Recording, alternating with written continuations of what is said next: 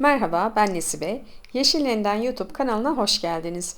Bu bölümde sizlerle hamur açmayı bilmeyenlerin bile kolaylıkla yapabileceği pul pul dökülen, kat kat ayrılan mis gibi bir el açması börek tarifi paylaşıyorum. Umarım videoyu izlerken keyif alır, beğeni ve yorumlarınızı da benimle paylaşırsınız. Hamurumuz için bir yumurtanın beyazını ve sarısını ayıralım. Sarısını daha sonra böreklerin üzerine sürmek için bir kenara alalım. Bir yoğurma kasesinin içerisine bir yumurtanın akını ve bir bütün yumurtayı alalım. Yarım çay bardağı sıvı yağ ekleyelim. Bir çay bardağı ılık su ekleyelim. Bir tatlı kaşığı tuz ekleyelim.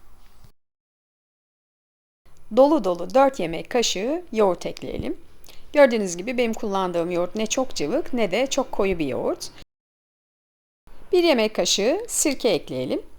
Ben üzüm sirkesi kullandım. Siz isterseniz elma sirkesi de kullanabilirsiniz. Kullandığınız sirkenin tadı kesinlikle börekte belli olmuyor. Ve bu malzemeleri bir kaşıkla güzelce tuz çözünene kadar ve bütün malzemeler iyice karışana kadar karıştıralım. Sıvı malzemelerin içerisine klasik su bardağıyla 4 su bardağı un koyalım. 1 çay kaşığı kabartma tozu ekleyelim. Bütün bu malzemeleri öncelikle elimizi bulaştırmadan kaşıkla güzelce bir karıştıralım.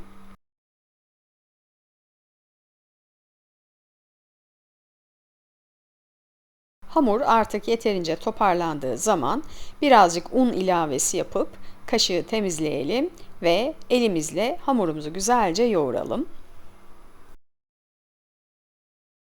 Hamuru yoğururken gerekirse ekstra un ilavesi yapın.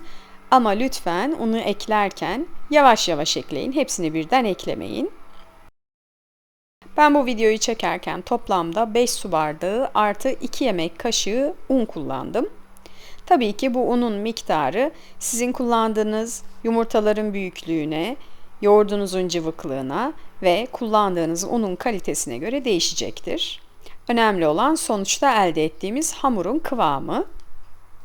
Hamuru böyle yavaş yavaş un ekleyerek hamur elimizden sıyrılana kadar yaklaşık 6-7 dakika yoğuralım. Gördüğünüz gibi hamur artık elimizden sıyrılıyor. Gayet güzel, ele yapışmayan ama çok da yumuşak bir hamur. Hamurun olması gereken kıvam budur. Küçük bir kasenin içerisine 2 yemek kaşığı kadar nişasta alalım. Tezgahı biraz nişastalayalım ve yoğurduğumuz hamuru tezgahın üzerine alıp arkalı önlü her tarafının güzelce nişastalanmasını sağlayalım. Hamuru biraz elimizle bastırarak kabaca bir şekil verelim ve bir kesme kartıyla ya da bıçakla hamurumuzu 12 eşit parçaya bölelim.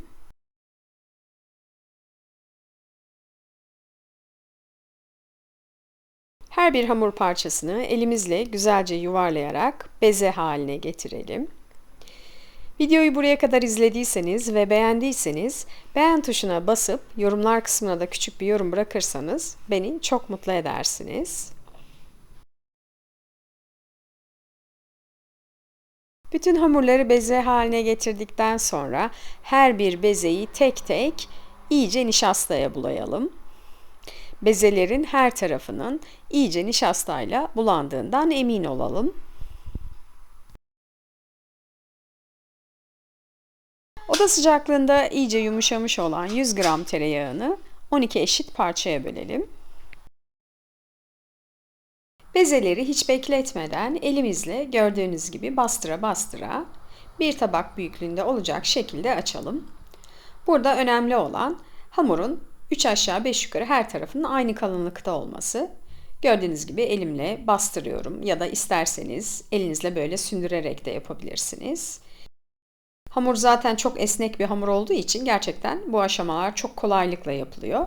Şeklinin de mükemmel olmasına zaten gerek yok. Hamur küçük bir tabak büyüklüğüne geldiği zaman üzerine yumuşamış bir parça tereyağını gördüğünüz gibi kaşığın tersiyle sürelim. Gördüğünüz gibi tereyağı aşırı ince bir tabaka halinde değil. nispeten kalın bir tabaka. Hamuru böyle açıp yağladıktan sonra bir tabağa alalım. Ve diğer hamurları da aynı şekilde elimizle bastırarak ya da sündürerek ya da isterseniz merdane ile tek tek tabak büyüklüğünde açalım ve üzerlerini yağlayalım. Bu tarifi başkalarının görmesi için sosyal mecralarda paylaşırsanız ve mutfağımda hazırladığım diğer lezzetlerden anında haberdar olmak için kanalıma abone olup zil sesini açarsanız kanalımın büyümesinde bana büyük bir destek vermiş olursunuz. Desteğiniz için şimdiden teşekkür ederim. Bütün hamurları böyle tek tek tabak büyüklüğünde açıp üzerlerini yağladıktan sonra hepsini üst üste koyalım. En son hamuru da yine aynı şekilde tabak büyüklüğünde açalım, üzerini yağlayalım. Fakat son hamuru yağlı kısmı aşağıya gelecek şekilde kapatalım. Hazırladığımız yağlı hamurları buzdolabında ya da buzlukta yağı tamamen donana kadar bekletelim. Benim tavsiyem buzluk ya da derin dondurucuda en az yarım saat 40 dakika bekletmeniz. Çünkü o zaman yağ çok daha iyi donuyor ve böreğiniz çok daha güzel kat kat oluyor. Eğer buzdolabında bekletecekseniz de 1,5 saat kadar bekletin lütfen. Hamurların yağı donarken biz de iç malzemeyi hazırlayalım. Bunun için bir tavanın içerisine 2-3 yemek kaşığı kadar ayçiçek yağı alalım ve 1 adet büyük boy soğanı yemeklik doğrayıp tavada kavuralım. Ben iç harcını kıymalı yaptım. Siz istiyorsanız patatesli ya da peynirli ya da istediğiniz herhangi bir iç harcıyla aynı böreği yapabilirsiniz. Her haliyle de çok güzel oluyor. Soğanları iyice öldürmeden, soğanlar hala hafif diriyken yaklaşık 250-300 gram kadar kıyma ekleyelim. Kıymayı da soğanlarla birlikte kavuralım. Damak zevkimize göre tuz ekleyelim. Damak zevkimize göre pul biber ekleyelim ve yine damak zevkimize göre karabiber ekleyelim ve bütün malzemeleri güzelce karıştırıp kavurmaya devam edelim. Kıymalı börekler yaparken böreğimizin lezzetli olması için kıymalı iç harcımızı aşırı kurutmadan pişirelim lütfen. İç harcımız biraz da böreğin içerisinde fırında pişeceği için kıymaları ve soğanları aşırı kurutmadan hala birazcık suluyken ocaktan alalım ve soğumaları için bir kenara alalım. Yağı artık iyice donmuş olan hamurlarımızı unladığımız tezgahın üzerine alalım. Hamurun üzerine ellerimizle hafif hafif bastırarak gördüğünüz gibi her tarafını hemen hemen eşit kalınlıkta olacak şekilde büyütelim. Hamuru büyütürken ara ara hamuru ters düz etmeyi lütfen unutmayalım. Çünkü biz hamuru büyütürken sadece hamurun üst kısmı büyüyor, alt kısmı ise küçük kalıyor. Hamuru büyüttükçe ara ara alt üst edersek o zaman hepsi eşit şekilde büyüyor. Hamuru büyütürken ara ara da hamurun üzerine un ya da nişasta serpin. Böylece hamur tezgaha da yapışmayacak. Gördüğünüz gibi hamur çok kolay bir şekilde, çok hızlı bir şekilde elimizle bastıra bastıra büyüdü. Bu böreği yapması gerçekten çok kolay. Bu kadar güzel bir böreği, böyle pul pul dökülen müthiş bir böreği oklava kullanmayı bilmeyenler bile yapabilir. Gerçekten çocukların bile yapabileceği kadar kolay bir börek. Mutlaka denemenizi isterim. Hamur yeterince büyüdüğü zaman bir oklava ya da merdane yardımıyla gördüğünüz gibi hamuru biraz daha genişletelim. Hamurun her tarafının mümkün olduğunca eşit kalınlıkta olmasına dikkat edelim. Özellikle kenarlarını oklavayla ya da merdane ile inceltelim. Oklava ya da merdaneyi kullanırken lütfen aşırı baskı uygulamayın. Hafif hareketlerle dokunun. Eğer çok bastırırsanız hamurların tekrar birbirine yapışmasını ve tek hamur haline gelmesini sağlarsınız. Hamur gördüğünüz gibi yeterince büyüdüğü zaman 4 parmak kalınlığında hamurdan şeritler keselim. Her bir hamur şeridinin üzerine artık iyice soğumuş olan iç harcımızdan gördüğünüz gibi ince bir şerit halinde tam ortasına koyalım. Hamurların iki ucunu birbirine birleştirelim ve parmağımızla hamurları gördüğünüz gibi iyice bastıralım. Hamurların iç malzemenin etrafını güzelce kaplamasını sağlayalım. Bu aşamada hamurların mükemmel şekilde olmasına gerek yok. Önemli olan hamurların tamamen birbiriyle yapışıp iç malzemenin içeride kalması. Bütün şeritlerin böyle iki tarafını elimizle sıkıca bastırarak birleştirelim. Eğer hamurda kalın yerler varsa korkmadan, çekinmeden gördüğünüz gibi iki elimizle hamuru çekerek hemen hepsini aynı kalınlıkta olacak şekilde sündürelim.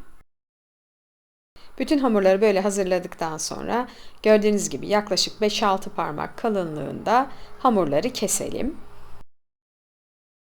Kestiğimiz hamurların iki ucunu birleştirelim. Bir ucun hamurunu diğer tarafın üzerine geçirelim ve güzelce bastırıp gördüğünüz gibi yuvarlak bir şekil verelim.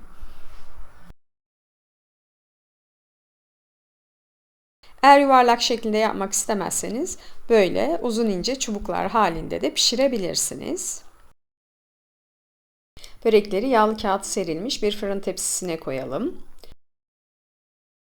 Ayırdığımız yumurta sarısının içerisine 2 yemek kaşığı kadar süt koyalım ve yumurtayla sütü iyice karıştırıp böreklerin üzerine her tarafına gelecek şekilde güzelce sürelim. Ve böreklerimizi önceden ısıtılmış fansız alt üst ayar 200 derece fırında üzerleri nar gibi kızarana kadar pişirelim. Umarım bu pul pul dökülen, kat kat ayrılan ve çok lezzetli börek tarifini beğenmişsinizdir. Ve bir çocuğun bile kolaylıkla yapabileceği bu böreği siz de evlerinizde dener, sevdiklerinizle birlikte afiyetle yersiniz. Beğeni ve yorumlarınızı da benimle paylaşırsanız beni gerçekten mutlu edersiniz. Başka tariflerde buluşmak üzere, sevdiklerinizle birlikte afiyetle kalın.